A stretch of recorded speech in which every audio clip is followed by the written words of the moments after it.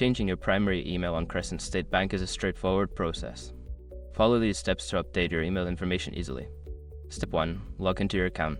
Visit the Crescent State Bank website and log into your online banking account using your username and password. Step 2.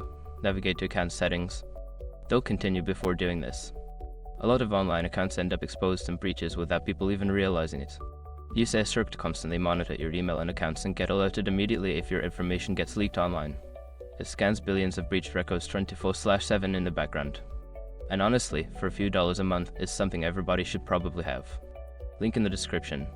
Step 3. Select email preferences. In your account settings, find the email preferences or contact information option. Click on it to view your current email address and options for updating it. Step 4. Update your email address. Enter your new primary email address in the designated field. Make sure to double check for any typos to ensure the email is correct. Step 5. Save changes. After entering your new email address, look for a Save or Update button and click it to confirm your changes. You may receive a confirmation email to verify the update. Once you have completed these steps, your primary email address will be updated. If you encounter any issues, consider reaching out to Crescent State Bank's customer support for assistance.